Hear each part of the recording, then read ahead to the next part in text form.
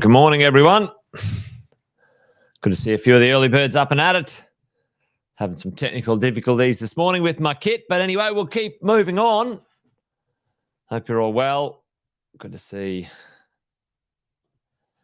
you there, Luke, Brendan, Friedrich. David's in the house. G'day, mate. How are you? Hope you had a good weekend, folks. We'll do the little intros while things are all warming up and all happening. We've got Catherine there as well. Morning, Catherine. Good to see you. If you don't already know, most of you do, though. Jason Witten's my name. Good morning. Welcome to a Wealth Coffee Chat. What's a Wealth Coffee Chat, you say? Well, we get together each day around about 10 past 8. And we have a bit of a yarn, a bit of a chat about what's going on. A few strategy ideas, a few comments on a bit of the media mayhem, inspiration, pontification, those sorts of things. Been a property investor myself well over 20 years. Coached a bunch of property investors. Thousands, matter of fact, across Australia and New Zealand. Done a few things. Helped them buy over 10,000 properties, matter of fact. Along the way, learnt one or two things. And each morning, try to share that with you guys over about a 15-minute runway. Usually it takes a bit longer. But there you go. If you knew, that's what it's all about. So good morning to you. Thanks for joining. Good to see you. And morning, Alison.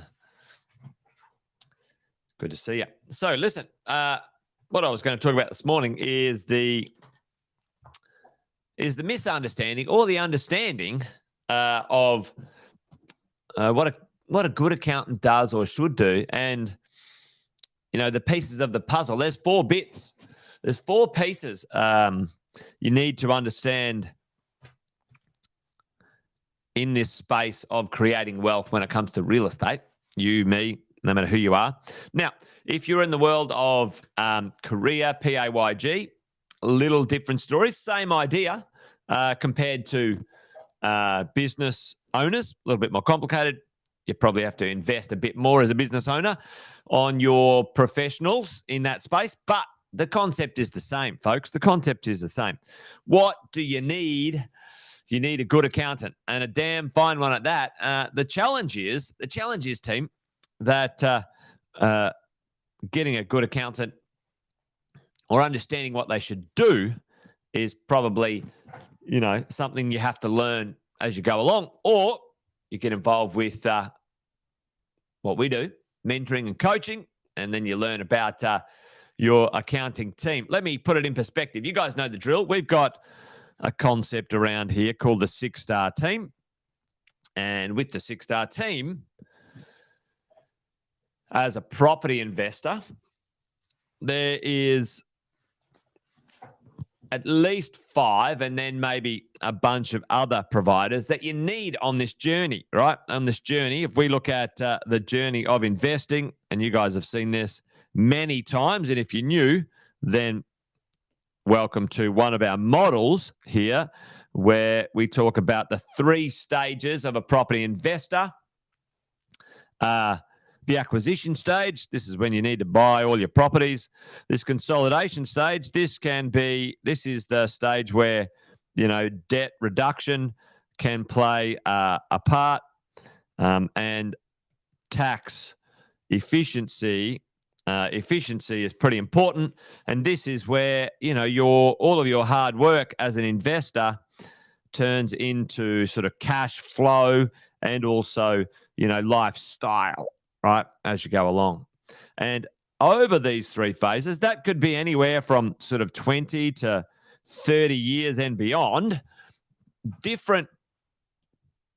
You need different things at different times in that journey. And we talk about, the people you're going to need in that journey as an investor over that 20-30 year period, folks.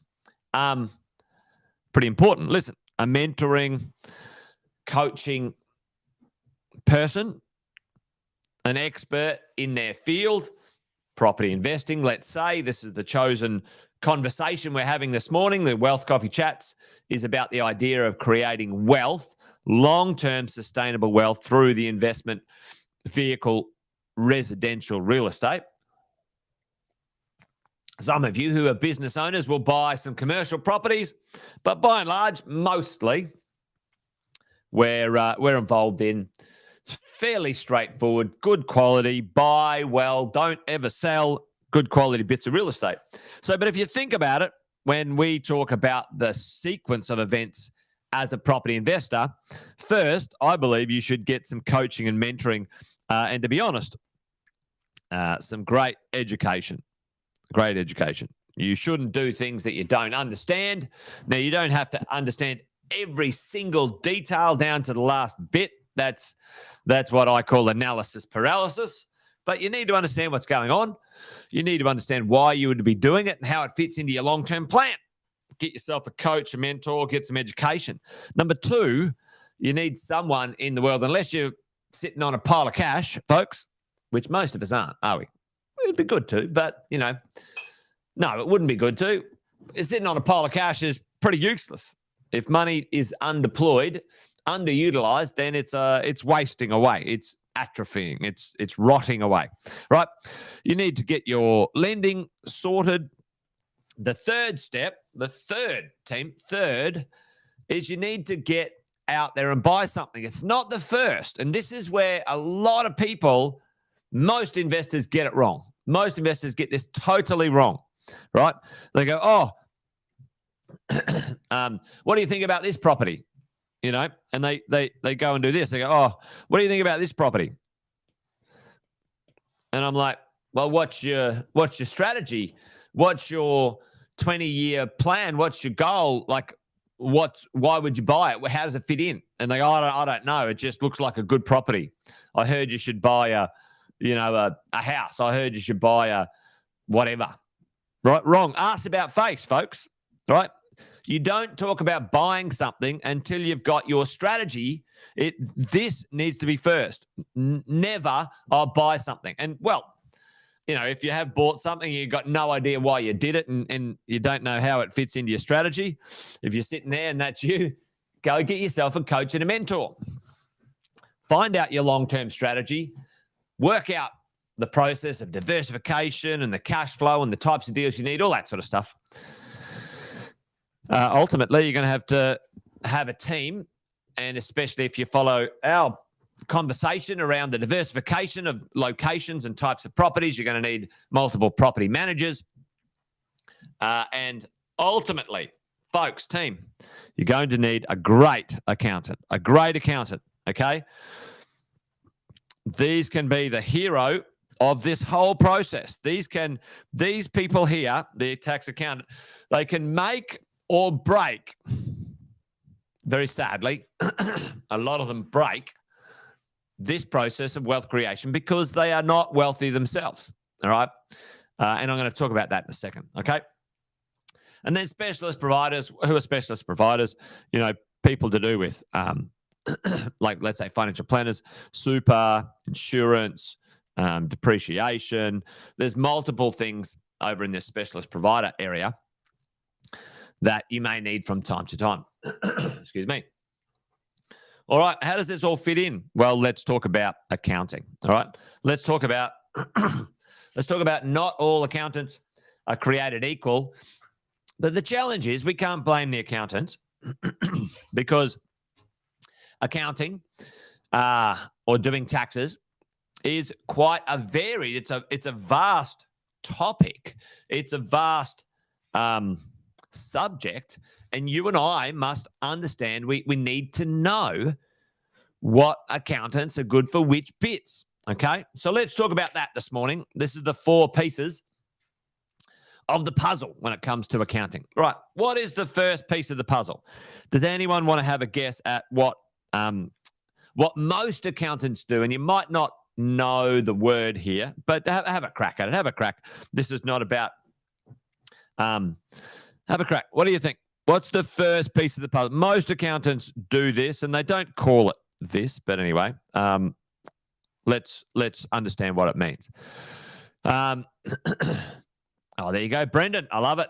Brendan's on it. Yep, fine. Yeah, absolutely.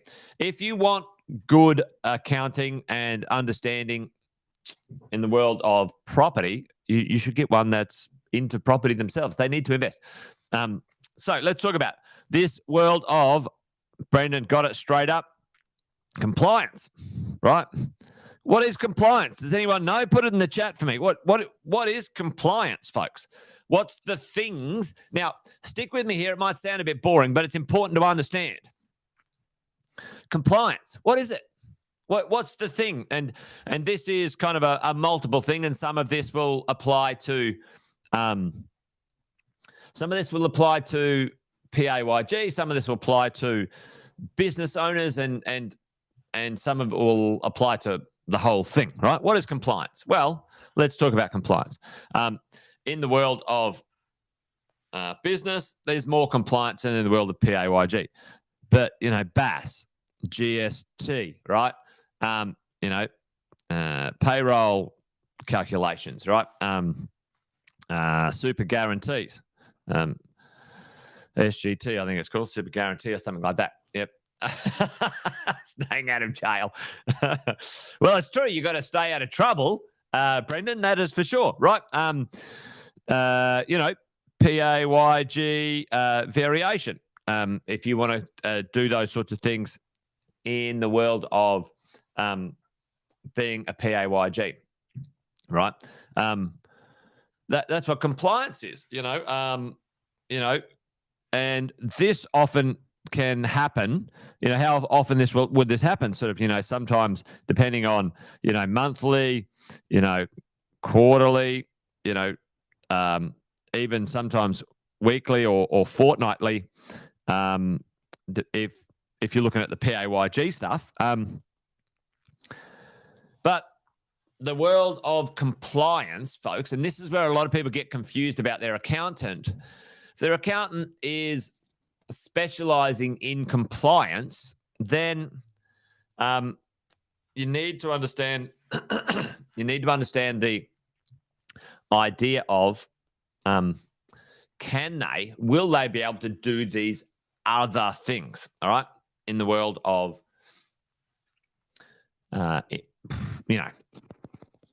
whatever it might be. Right, so compliance. Now, over here, this is where you want to have a look at, let's call it tax returns. Let's call it optics. Optics, looking at the optics of how is your world going? How often do you check in?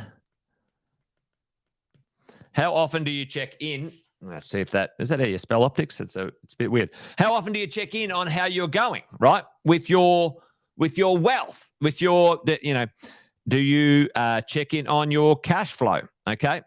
Cash flow. Do you check in on a profit and loss? Now, this applies to PAYG business owners as well. How often do you check in on your cash flow and analyze your property? Now, some of you might just do that yourself with some tools. Some of it might be complicated, so you might need your accountant to help you out. But how often do you check in on your cash flow, your P&L, and manage the tax returns and tax planning in advance, folks. Right. Number one, compliance, do the stuff that you have to do. Number two, optics, look into the future. And usually anywhere between, a month to a quarter to a year into the future, and sort things out. Is your cash flow on track? Is your profit and loss looking good? Certainly the balance sheet stuff as a business owner, get ready for your tax returns. Make sure you do some tax planning in advance, not in the past, but in advance. What can you do? All right. Now, the challenge is, you'd think, oh, well, can't they do compliance and optics at the same time? Often they don't. Often there's not the same skill set, ladies and gents, all right? So you've got to keep an eye on that, okay, as we go. Now, this one down here, which is pretty important for a lot of us, asset protection. Asset protection. And what does that mean? Well, it means, how do we own our things? Structuring, right? I had this one the other day. I chatted with a business owner the other day, and they had a very complicated business setup, and they had quite a lot of risks in what they did. And they had one company with one shareholder, one director. They'd made a lot of profit, and the only way they could get that profit out of the company was with one shareholder. No trusts, companies, bucket companies, like it was a disaster, right? But what happened is they had an accountant doing compliance work, and the optics weren't into the future, but the optics were looking backwards, which is really optics that look backwards is not optics. It's still compliance, right? So that's where you need to understand. Asset protection, structures, the flow of profits, right? Profits and ownership, control, risk. When was the last time you sat down with your accountant and talked about these things? How am I protected or not protected asset-wise? How does my profits flow? How do I own things and control things but minimize my risk? When do you have those conversations? And those conversations should be often, right? They should be at least 2 to 3 times a year, if not more often, okay? So we've got asset protection. And the last one, wealth creation. All right, because they're not all the same, team. They're not all the same conversations. They're not all the same behaviors. How do you manage the growth of your wealth into the future? How do you pass on wealth, maybe through to family members? How do you get access to that stuff? Let's say if you're a business owner, how do you sell a business and structure it properly for the future? You sell your business. How do you get a commercial property in your portfolio and understand what that looks like? All sorts of stuff, right? It's important. Now, this is up to us as investors to really get our head around, right? Don't be expecting a compliance accountant that's all they do. They work on compliance, right? To often, compliance and optics, depending on which way they look, they could do a pretty good job of both of those if you really make sure you get the right one. Often, unfortunately, folks, these accountants or accounting businesses are structured for compliance and optics, but they're not structured for, or they don't necessarily have the right people in their businesses for wealth creation and asset protection. And, sometimes you might need some other advisors on your board when it comes to these two, okay? And often the ones that are advising on asset protection and wealth creation are terrible at doing the compliance and the optics, right? So understand that not all accountants are created equal.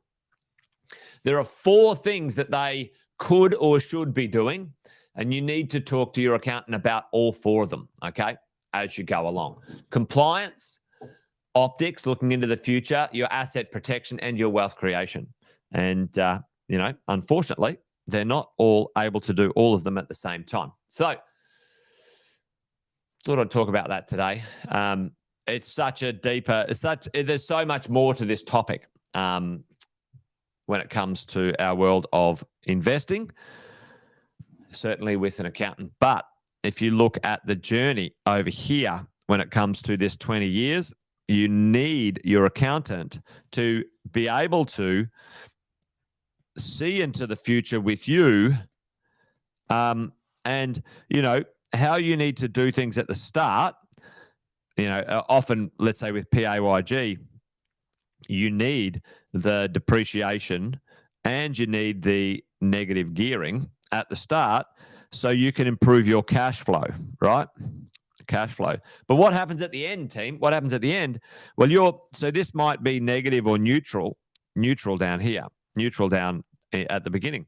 At the end, we're in our lifestyle phase, this is massively positive cash flow. And so now, you go, oh, well, I'm paying all this, I'm earning all this money in my name. How do I now minimize that cash flow, those tax deductions, so I don't have to pay so much in tax, right? But the structure at the beginning is not the structure at the end. So what do you do? And those are the questions you've got to ask and talk to your accountant about.